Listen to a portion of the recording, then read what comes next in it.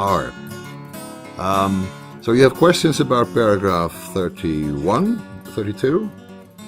32. 32. So let's go back a little bit to paragraph 30.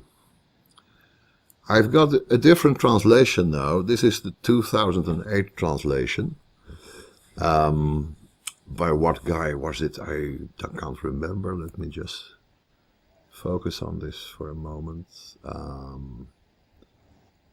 This is not Knox, although he is quoted here. But who is the translator? Holgate. Yes, Stephen Holgate is the translator. And this has the advantage of also adding the so-called additions, the Zusätze.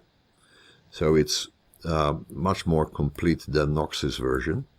And besides, it's better quality PDF. So we can see also clearly the text, much more clearly than in the Knox translation. So we have to go now to paragraph 30. That's also always a bit of a jumble, bit of a problem to get there. So first 30.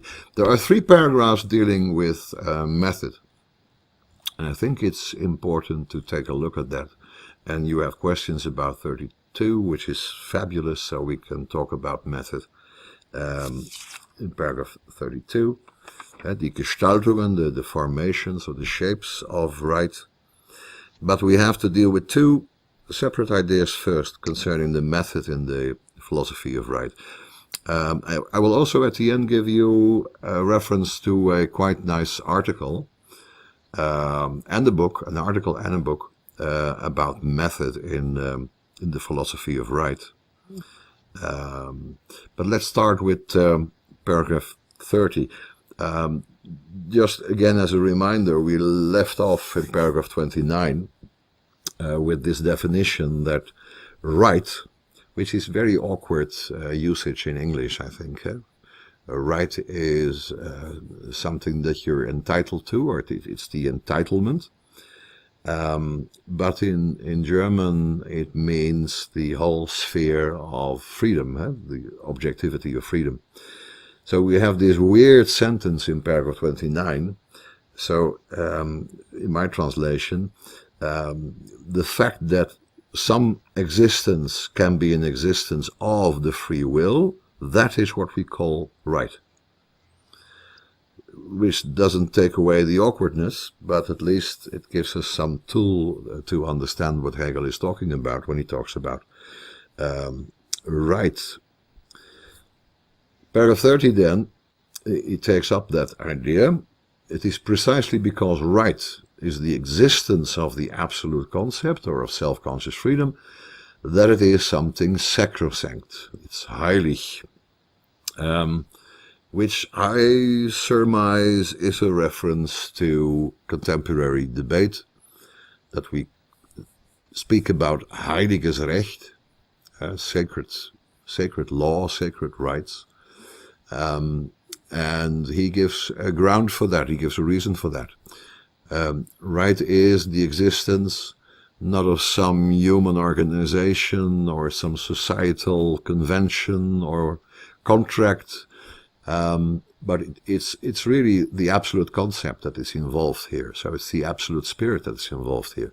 Notice later on, I'm not sure if you've read that already, that he will be talking about the Weltgeist, the spirit of the world.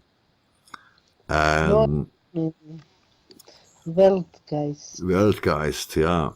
And also we have the reference, of course, in the section on the state, where he says that the state is God on earth, which can be taken quite in the wrong way if you don't pay attention to what he is trying to express. But the statement is there. The God on earth, that is the state. The formalism of right, which he has deplored earlier on, which had to be replaced by a true philosophy of right. The formalism of right and of duty also, as we shall see, arises, however, out of differences in the development of the concept of freedom. So why is there something like a formalism of right, a very formal definition of right? Let's say identifying right with entitlement or with the organization of society in terms of the adjudicating and determining the relationship between citizens or whatever, which is all of which are formal definitions of right. Why is that possible? So he gives here a real ground for that, because there are differences in the development of the concept of freedom. Each of these developments on its own can be taken as some sort of perfect definition of right, while leaving out the others, while leaving out the development in which all of these categories are positioned. So he says the urge to arrive at a kind of a formal definition of right comes from the fact that the concept of freedom, the concept of right, does indeed have lots of variations and differences. And if you have this formal way of thinking, you just pick and choose one of them. If you have an inclination to look at right from the position of society, you might want to stress the idea of civil society and stress the idea that rights are given to citizens by the state. If you are an adherent of the natural rights schools, like Thomas Hobbes, you might want to argue that rights are emanating, coming forth from the statute of individual human being.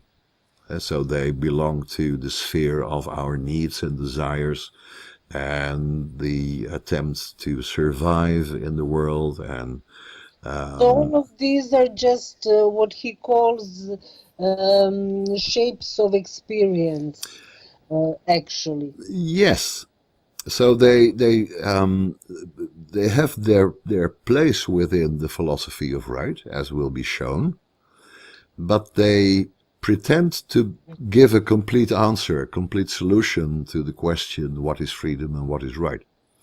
So he is saying, well, They're actually, part of the solution, but not the complete solution. yes, they are one-sided in one way or another.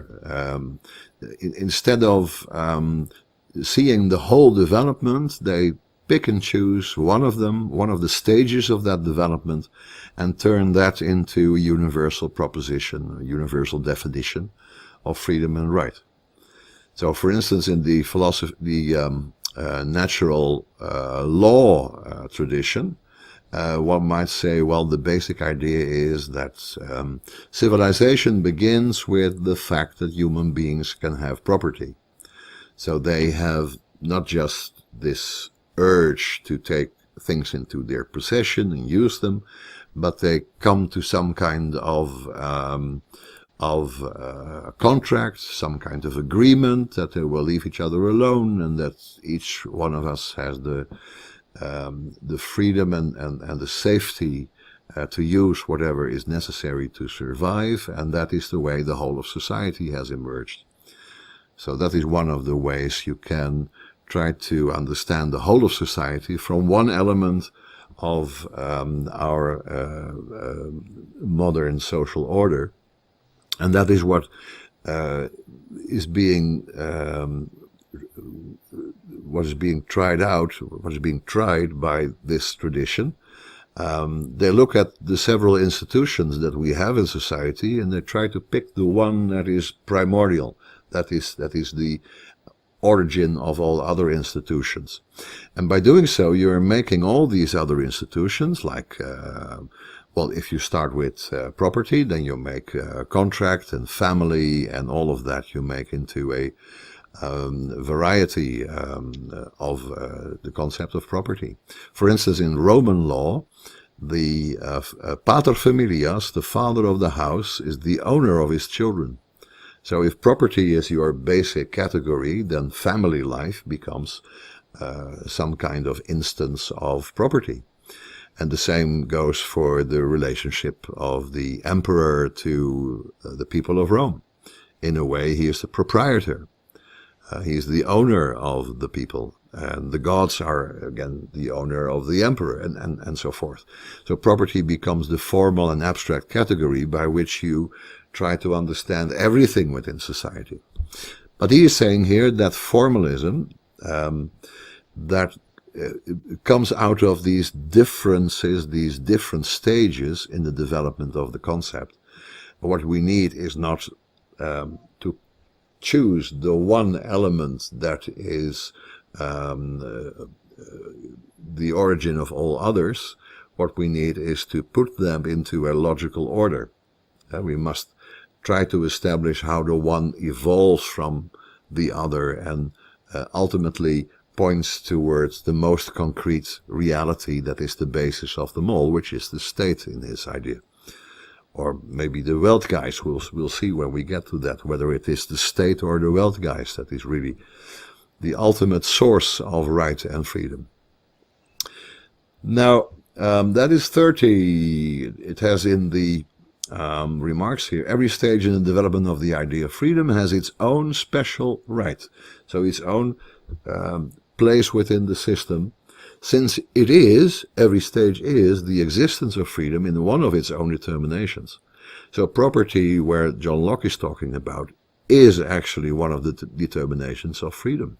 So a contract, where others have talked about, is also one of its determinations, and so is family, and so whatever you want.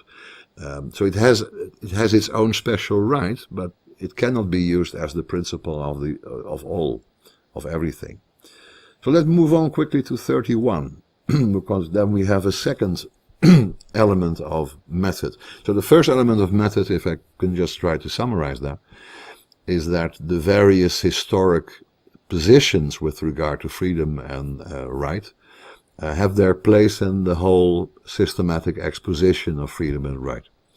Because what they take as their starting point is indeed one of the determinations of freedom. So in that regard and to that extent, they are quite right. But now he is arguing more positively how these various stages and categories should be combined with each other. By what method should they be developed? The method whereby in philosophical science, so that is quite a general statement, this is the logic of all philosophy, the method whereby in philosophical science the concept develops itself out of itself is expounded in logic. Well, in the logic. So in the Wissenschaft der Logik, so not expounded in logic as if there is some kind of general reference to logic, but he means it is expounded in his own science of logic. And is here likewise presupposed. So the philosophy of right presupposes the Wissenschaft der Logik, as does the phenomenology in a way, although it's the introduction to the logic, but everything is presupposed, or the logic is the presupposition of everything. If we want to know what the idea of, what the notion of idea means, then and how it is established as a meaningful idea, meaningful notion rather, then of course you have to look in the science of logic. Its development, therefore, that is what the logic explains, its development is a purely immanent progress. So we're not moving forward by adding more material or by using more of the history or by adding up all kinds of intuitions that we might have. It's an immanent progress. So the development has to be clearly shown to be something like an explication of what is already there. It has to be an exposition, a demonstration, an explication of what is already there. And so, for instance, when we talk about property, we stumble upon the idea that property can be exchanged because property can switch hands, but of course that has to be also in a rightful manner. So we come to the idea of contract. So Hegel will argue that property presupposes contract. Because even if I'm not trying to sell or give away my property, the fact that I can safely own it is on the basis of a contract.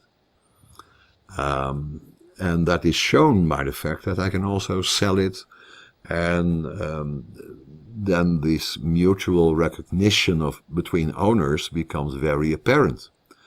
You own $10, I own a chair, you give me your $10, I give you my chair, and that's a contract. So first I owned the chair, now I own $10. So in the whole idea of property is the possibility of exchange, of selling and buying, and actually that kind of contract in the philosophy of natural law is then the second degree of civilization, that not everything is based on property and possession, but everything is based on the understanding that I leave your stuff alone and you leave my stuff alone, i.e. a contract. So that is an imminent progress. We move from property to contract, not by adding something, namely the ability to sell and buy, but the ability to sell and buy, which is involved in the idea of contract, is already there. If I can do whatever I want to with my property, that implies that I can also sell it. But if I can sell it, that implies the notion of contract. So the first category of property, that is, I have something in my possession that I can do with whatever I want, already implies the notion of contract. If there is a contract which is voluntary on both sides, there is also the possibility of a breach of contract. So we have the whole idea of injustice, which is the third stage of that development already in the idea of contract. If you have a contract, then you have to have some kind of force that will enforce that contract. You have to have not just the agreement between two liberties, but you have to have a power which is ultimately the state, but you have to have a power that will enforce that. The state, of course, doesn't come into play yet in that first dimension of freedom, but what does occur is the notion of punishment. And what is that called? Compensation. So, imminent progress and engendering of its determination. I love that English word, engendering. Maybe because I'm not quite sure what it means, but it must mean something like producing. The determinations are developed from within, and that is a basic requirement of the whole of Hegel's philosophy. That makes, by the way, the problem of where to start, what is the beginning of this systematic exposition, very relevant. Because you need something that doesn't presuppose anything, and yet allows you to develop everything. Do you understand what I mean? You have to... Yes, I do.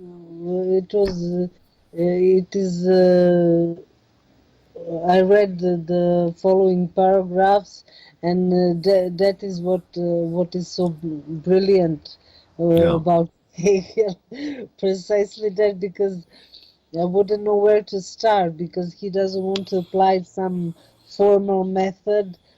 He wants to, he says, he writes that concept is rational itself, but that is also implication, that is also implied in the logic, and of course, naturally then the progress needs to be imminent, but yes. To make it happen, it's a really difficult task. Yes, but it's one of the ways that you might criticize Hegel by saying, well, you argue that property is followed up by contract, etc., but you're not giving the full picture of what is in there.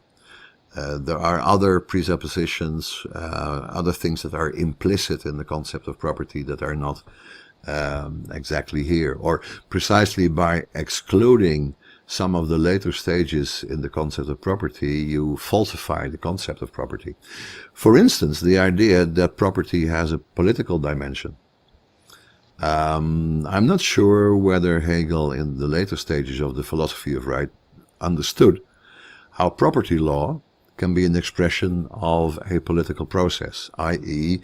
Can be the result of the workings of a political elite. He talks about land ownership, for instance. That will be very interesting. Land ownership, is that simply a matter of property? Meaning that somebody who owns land can do with the land whatever he likes? Or is there something to the idea that some things cannot be fully taken into property at all? Some things cannot be said to belong to an individual or a group. They must belong to a very high degree to the people as a whole. It's very difficult within Hegel to find the restrictions on property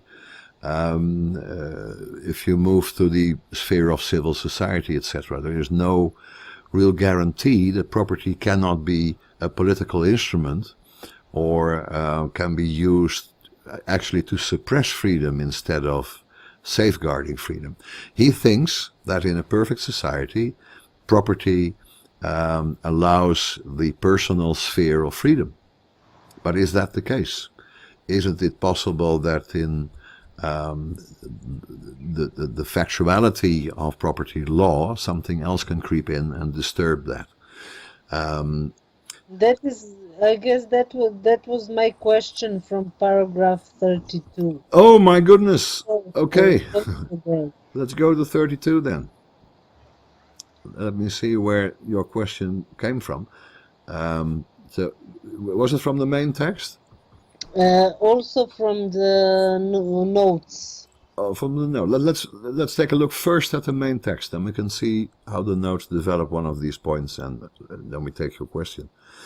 So the third element of method here, the second was the immanent development on the basis of the science of logic. And then here we have remarks about the status of these separate concepts within the philosophy of right. You're saying it like this: the determinations of the concept, that is the concept of freedom, der Begriff. So the Begriff der Freiheit, the concept of freedom. The determinations of the concept in the course of its development are from one point of view themselves concepts, like property and family and division of labor. They're all concepts. But from another, they take the form of existence. There is something like division of labor in existence. Families exist. The state in some manner exists. So we have to look at them not just as pure logical notions, but also as names for things that are in existence. Now this follows from paragraph 29, where he says the fact that something in existence is actually expressive of freedom, and that is what right is all about. That idea comes back here. So we're not talking about pure concept. It's not pure ideality that we're talking about. There's always also a reference to reality. Now this is very interesting because what does he mean exactly? Does he mean that every concept within the philosophy of right has also to be considered from the position that it could be reality, or that the reality that it actually has acquired is something to be considered along with the concept? For instance, when you talk about family, are you saying family life as developed from the notion of family as such? That is the reality that needs to be taken into consideration, or are you saying that family life as you find it within current society is something that you have to put side by side with the concept of family. What is he arguing about? What is the relationship between concept and existence, as he says here? He says there are both. Every determination of the concept is both a concept and something existing. Now, but what is exactly the relationship between concept and existence? For instance, property. Are we going to talk also about the actual way that property functions? Are we going to talk about just the things that can be objects of property? What is the shape in which this existence is brought into the debate? Now, my suggestion would be, because he says, since the concept is in essence idea is the ideal identity of concept and reality. So I am slightly inclined to think that he means that we need to consider the reality that is implied in the concept, and not a reality that actually exists before we develop that concept. So, and the reason I take that view, I'm in favor of that view, is that precisely if that is the case, then the whole development of the concept can be used critically, not just in a arbitrary manner, but that is precisely what I wanted to ask you. Okay. You explained it. Okay. I just got my answer. Okay. Final sentence: a series of concepts which this development yields is therefore at the same time a series of shapes. Now, that word Gestaltungen, shapes, just implies that when we talk about, for instance, property, we mean both the things that can be the object of property, and we talk about the concept of property as such. And I think that is exactly what he means. For instance, that is the reason I think that he doesn't talk about land ownership when he talks about property in the first paragraphs of Abstract Right. Because the idea of land ownership doesn't fit well into this abstract notion of property, as if owning an orange would be something similar to owning 5,000 acres of farmland. Obviously, they're not the same. So the notion of abstract property necessarily is restricted to the kinds of objects of everyday life, up to and including, I suppose, owning a house, but that's the end of it. Maybe not even owning a house. Let me come back to that later. Owning a house, I believe, is also something that belongs to civil society and not so much to abstract right. If you consider all the kinds of judicial determinations that are added to the simple concept of ownership. Okay, philosophical science must treat them accordingly. Now you say there's also something in the addition, or in the, the addition is That was precisely it. For example, family historically exists before there's concept of family fully developed. You mean this one? Yes. The idea determined as the family. Notice the terminology here. Eh? He's not saying the idea of the family or the concept of the family, but the idea that is the idea of freedom, both conceptually and really, as its own inner determination, the concept of family, the category of family. Okay. It presupposes the determinations of the concept from which the family will later on in this work be shown to result. So it presupposes property, contracts, injustice, intentionality, the categories of morality. So all these determinations are presupposed within the concept of family. That is logically the case. But here, he goes on to say, and that is in this part of the whole, but the explicit, let me do this. So I can... Okay. But the explicit existence of these inner presuppositions as shapes also, for instance, as the right of property, contract morality, and so forth, is the other aspect of the development. So there are not just presuppositions. These presuppositions truly exist. So you can't say it's merely logical, the only real thing is the family, and within the family there are these logical determinations like property, contract.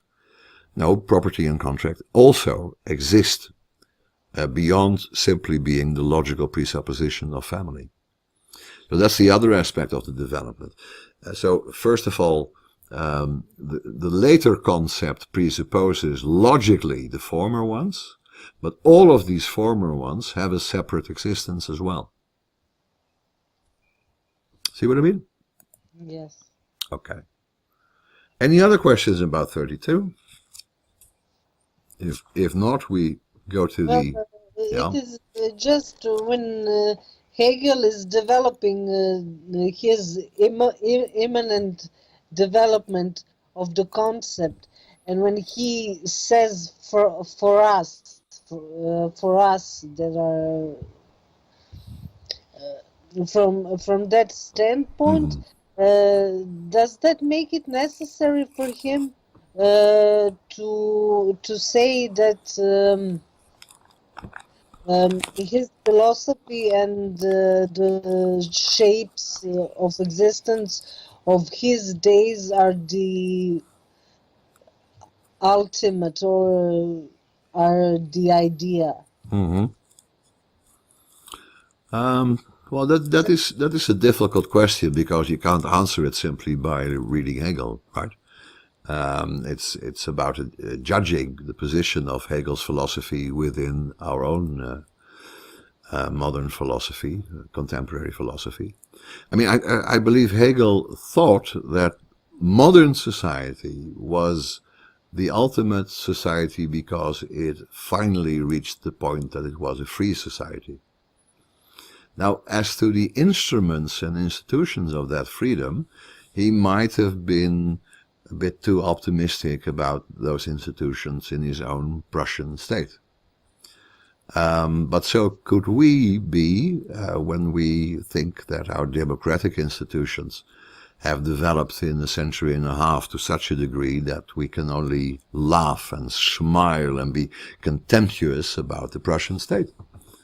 I mean, there is a lot to be said for some of the ideas that Hegel took from his social environment, and